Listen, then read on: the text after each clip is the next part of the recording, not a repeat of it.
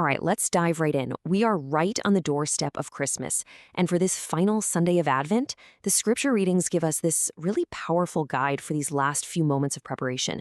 So we're going to break down what they mean and, most importantly, how we can actually bring their message into our own lives.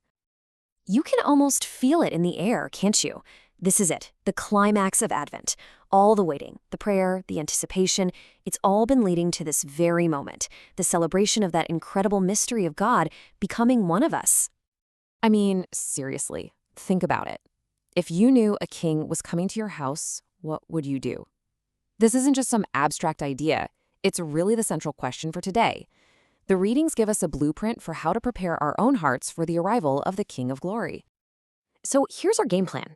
We're going to start with an ancient promise, see how it was fulfilled through an unbelievable act of trust, unpack the meaning of a single powerful name, and then figure out how we can bring that reality home and see it lived out in the life of a saint. Okay, so our journey begins way back, centuries before the first Christmas, with a prophecy that was given to a king who was in the middle of a major crisis. This is where the whole story really gets set in motion. And here it is. The prophet Isaiah just spells it out with incredible clarity. This isn't some vague fortune cookie prediction. This is a specific, profound promise from God. A virgin will conceive, and her son's name itself will be the sign, Emmanuel. Now, you're going to want to remember that name, because it is the key to everything.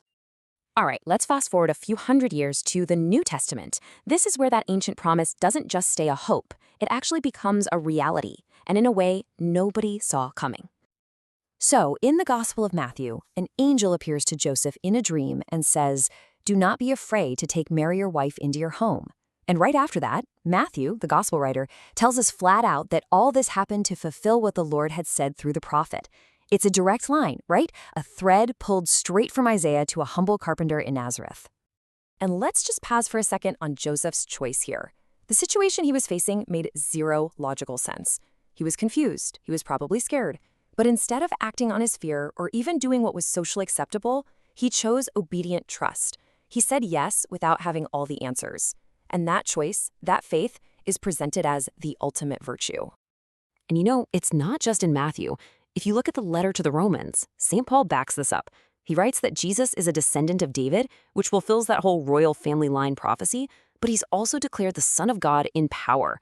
It's the same message, just coming from different angles. So we have the prophecy, and we have its fulfillment. But what does it all mean? This is where we get to the real heart of it all, by unpacking that name Isaiah gave us.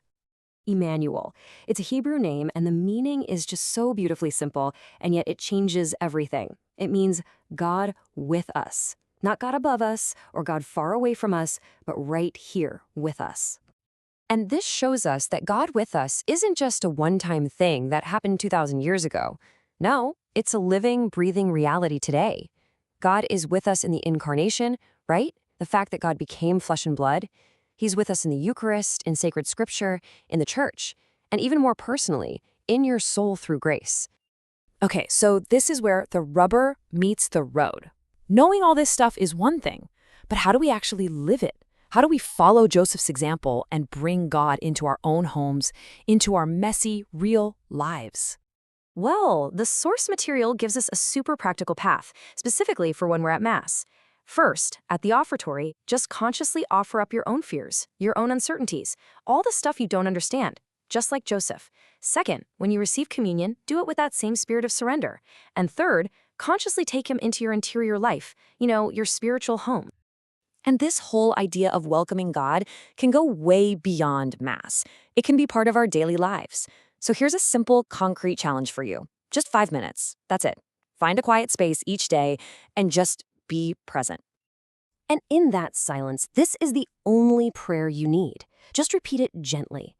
Jesus, Emmanuel, be with me.